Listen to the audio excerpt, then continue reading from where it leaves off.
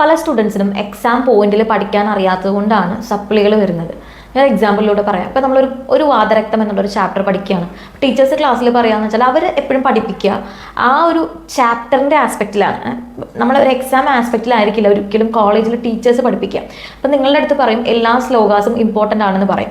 പക്ഷേ ആ എല്ലാ ശ്ലോകാസും പഠിച്ചു കഴിഞ്ഞാൽ നിങ്ങൾക്ക് അത് എക്സാമിന് എഴുതാൻ പറ്റുമോ എന്നുള്ളത് നിങ്ങൾ എപ്പോഴും ചിന്തിക്കേണ്ടിയിരിക്കുന്നു. അതായത് നമ്മൾ ടെസ്റ്റ് പേപ്പറിനാണെങ്കിൽ ഓക്കെ എല്ലാ ശ്ലോകാസും നമുക്ക് എഴുതാൻ പറ്റും.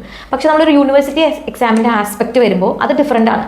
നമുക്ക് ഈ വാതരക്തം പോലെ പഠിക്കാനുള്ള ഒരുപാട് ഡിസീസസ് ഉണ്ടാവും, ഒരുപാട് പോർഷൻസ് ഉണ്ട്. അപ്പോൾ അതിനകത്ത് മൊത്തത്തിൽ നോക്കിയിട്ടാണ് നിങ്ങൾ പഠിക്കാൻ പാടുള്ളൂ. അപ്പോൾ ഒരു ചാപ്റ്റർ എടുക്കുമ്പോൾ ഏറ്റവും ഇമ്പോർട്ടൻ്റ് ആയിട്ടുള്ള കുറച്ച് ശ്ലോകാസ് ഉണ്ടാവും, നമുക്ക് ഒഴിവാക്കാൻ പറ്റാത്ത ശ്ലോകാസ്. അത് നമ്മൾ ശ്ലോകമായിട്ട് തന്നെ പഠിക്കാനായിട്ട് ശ്രമിക്കാം. ഓക്കെ, പിന്നെ അടുത്ത കാറ്റഗറിയാണ് അത്ര ഇമ്പോർട്ടൻ്റ് അല്ല ബട്ട് ഇമ്പോർട്ടൻ്റ് ആണെന്നുള്ളത്. അപ്പോൾ അത് നിങ്ങൾ വേർഡ്സ് ആയിട്ട് പഠിച്ചു വെക്കാനായിട്ട് ശ്രമിക്കാം.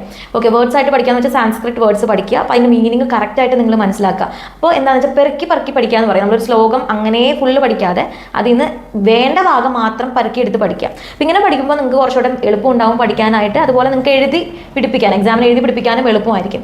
അല്ല എങ്കിൽ നിങ്ങൾ എല്ലാം കൂടെ പഠിക്കുകയാണെന്നുണ്ടെങ്കിൽ എന്താ പ്രശ്നം എന്ന് വെച്ചാൽ എക്സാമിന് വരുമ്പോൾ ഒരു സാമ്പാർ വരുവാകും. നമ്മളെല്ലാം കൂടെ മിക്സ് ചെയ്ത് വരുമ്പോൾ ഒരെണ്ണത്തിൻ്റെ ആദ്യം വേറൊരെണ്ണത്തിൻ്റെ അവസാനം അങ്ങനെ മിക്സ് ആയി പോകും. തന്നെയല്ല ഈ പഠിക്കുന്ന ശ്ലോകാസ് മുഴുവൻ നമുക്ക് എക്സാമിൻ്റെ തലേന്ന് റിവൈസ് ചെയ്യാനുള്ള സമയം കിട്ടില്ല. ഇൻ കേസ് റിവൈസ് ചെയ്താൽ തന്നെ എക്സാമിനേഷൻ്റെ സമയത്ത് അത്രയും സമയമില്ലല്ലോ നമുക്ക്. അപ്പോൾ ആ സമയത്തിനുള്ളിൽ നിങ്ങൾ പഠിച്ച എല്ലാ ശ്ലോകം എഴുതാനുള്ള സമയം നമുക്ക് അവിടെ ഇല്ല. അപ്പോൾ എപ്പോഴും നിങ്ങൾ ശ്ലോകാസ് പഠിക്കുമ്പോൾ വളരെയധികം ചൂസ് ചെയ്ത് പഠിക്കണം എക്സാം ആസ്പെക്റ്റിൽ പഠിക്കുമ്പോൾ. അപ്പോൾ അങ്ങനെയാണ് നമ്മൾ ഡോക്ടർ പ്ലസിലെ കോഴ്സ് മുന്നോട്ട് കൊണ്ടുപോകുന്നത്.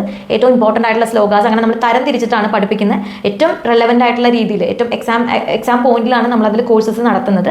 അപ്പോൾ നിങ്ങൾക്ക് എന്തെങ്കിലും ക്ലാരിഫിക്കേഷൻസ് ഉണ്ട് അല്ലെങ്കിൽ നിങ്ങൾക്ക് ട്രയൽ ജസ്റ്റ് ഒന്ന് കണ്ടു നോക്കാം. അപ്പോൾ നിങ്ങൾക്ക് മനസ്സിലാവും എങ്ങനെയാണ് നമ്മളൊരു പോർഷൻ പഠിപ്പിക്കുന്നത്. അപ്പോൾ അതിന് ഫുൾ ഗൈഡൻസ് തന്നിട്ടായിരിക്കും പഠിപ്പിക്കുന്നത്. ഈ ഒരു പോർഷനിൽ ഏതൊക്കെ ക്വസ്റ്റ്യൻസ് ആണ് ഇമ്പോർട്ടൻറ്റ്, ഏത് രീതിയിലാണ് ഇതിന് ക്വസ്റ്റ്യൻസ് വരിക, എങ്ങനെയാണ് ക്വസ്റ്റ്യൻ വന്നാൽ ഇങ്ങനെയാണ് നിങ്ങൾ എഴുതേണ്ടത്. ഓക്കെ, അത് ഏറ്റവും ഈസിയസ്റ്റ് മെത്തേഡിലായിരിക്കും നമ്മൾ പഠിപ്പിക്കുക. അപ്പോൾ ജസ്റ്റ് നിങ്ങൾ ട്രയൽ ഒന്ന് ചെക്കൗട്ട് ചെയ്ത് നോക്കാം കേട്ടോ.